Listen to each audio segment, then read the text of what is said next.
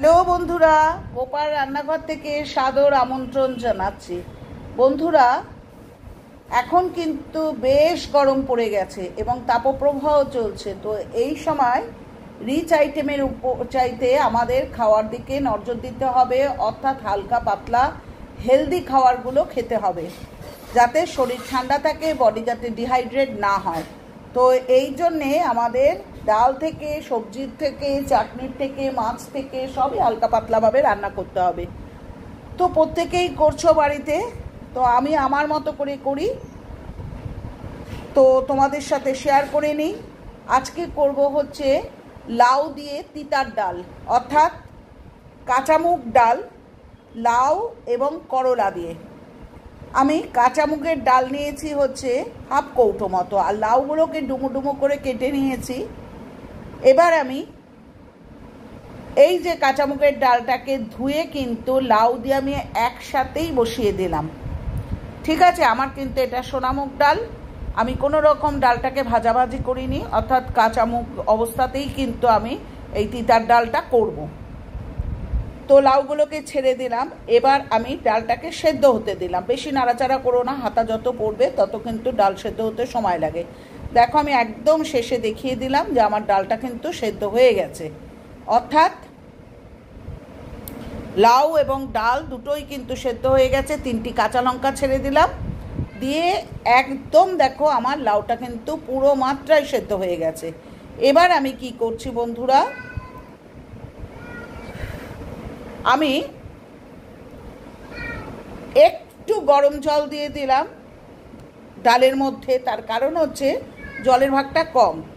এবার কড়াইতে 2 চামচ সর্ষের তেল নিয়ে, সর্ষের তেল নিয়ে করলা বা উচ্ছে যাই থাকুক না কেন, এরকম গোল গোল চাকা চাকা করে নুন হলুদ মাখিয়ে আমরা কিন্তু করলাগুলো ভালো করে লাল লাল করে ভেজে নেব। বন্ধুরা, এই করলাটা কেন ভেজে নিতে হয়, তাহলে তিতার ডালটা অত তিতো লাগে না। কিন্তু অবশ্যই কিন্তু করলাটাকে আমাদের কিন্তু একটু লাল লাল করে ভাজতে হবে, অর্থাৎ এইরকম কাঁচা অবস্থায় রাখলে চলবে না। বেশ ভালো করে একটু হলুদ দিচ্ছি, একটু নুন দিচ্ছি, দিয়ে কিন্তু তিতার ডালটাকে তৈরি করার জন্যে আমি করলাটাকে প্রথম পর্যায়ে কিন্তু করলাটাকে ভালো করে ভেজে নেব। দেখো, করলার রং পরিবর্তন হয়েছে, অর্থাৎ করলা কিন্তু আস্তে আস্তে নরম হতে শুরু করেছে, ভাজার দিকে টান নিতে শুরু করেছে। এবার কি করছি, আমি এর মধ্যে 2টো তেজপাতা দিচ্ছি।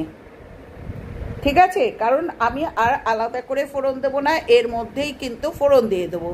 2টো তেজপাতা দিচ্ছি এবং 2টো শুকনো লঙ্কা দিচ্ছি, দিয়ে কিন্তু আমি খুব ভালো করে করলাটাকে ভাজতে নেব, কারণ আমি এর মধ্যেই কিন্তু সোমবারটা দিয়ে দেবো। এরপর দিচ্ছি হচ্ছে সাদা জিরে, বেশ অনেকটা পরিমাণে সাদা জিরে দিলাম, কারণ হচ্ছে এই তিতার ডালে কিন্তু সাদা জিরে ফোড়ন হয়। এরপর দেব হচ্ছে, দেখেছো বন্ধুরা, করলাটা কিন্তু বেশ লাল লাল করে মচমচে করে ভাজা হয়ে গেল। এরপর দিচ্ছি হচ্ছে আদা বাটা, বেশ অনেকটা পরিমাণে আদা বাটা আমি দিয়ে দিলাম, দিয়ে আবার করলা সমেত, ফোড়নগুলো সমেত আমি ভালো করে ভেজে নিলাম। এরপর দেবো একটি মশলা, কারণ হচ্ছে আমি ডালটা সেদ্ধ করার পর কিন্তু কোনো মশলা দিইনি, এই পর্যায়ে কিন্তু আমি মশলাটা দেবো। 1 চামচ ধনের গুঁড়ো, 1 চামচ জিরের গুঁড়ো, 1 চামচ হলুদের গুঁড়ো, 1 চামচ নুন দিয়ে মশলাটাকে খুব ভালো করে নাড়াচাড়া করে আমি একটু গরম জল কিন্তু এর মধ্যে ঢেলে দিলাম, কারণ আমার মনে হয়েছে ডালেতে জলের ভাগটা কম। এরপর আমি এইটাকে ভালো করে নাড়াচাড়া করে এরপর আমি ডালটাকে, অর্থাৎ যে ডালটাকে লাউ দিয়ে আমি সেদ্ধ করে রেখেছি, সেই ডালটাকে কিন্তু আমি এই করলা মিশ্রিত বা যে ফোড়নটা আমি দিয়েছি সব সমেত আমি ডালটাকে ঢেলে দিলাম। দেখতে পেয়েছো বন্ধুরা, আমি ডালে কিন্তু কোনো রকম মশলা দিইনি, এই যে করলা ভাজা তার মধ্যে মশলাটা দিয়েছিলাম। এবার দেখো ডালের রং পরিবর্তন হয়েছে, এখানে কিন্তু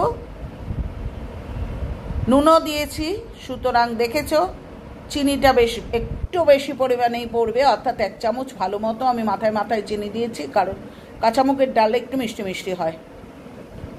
এবার আমার ডাল তৈরি। কেউ যদি ওপর থেকে একটু ঘি দিতে চাও তো দিতে পারো, কোনো অসুবিধা নেই। আমার বাড়িতে হেলথ ইস্যু থাকাতে আমি সব ব্যাপারে কিন্তু ঘি ইউজ করতে পারি না। তো এই গেল আমার তিতার ডাল, অর্থাৎ লাউ দিয়ে করলা দিয়ে কাঁচা মুগের ডাল। ঠিক আছে, এটা গরমের পক্ষে খুবই উপযুক্ত বা আইডিয়াল একটা রেসিপি।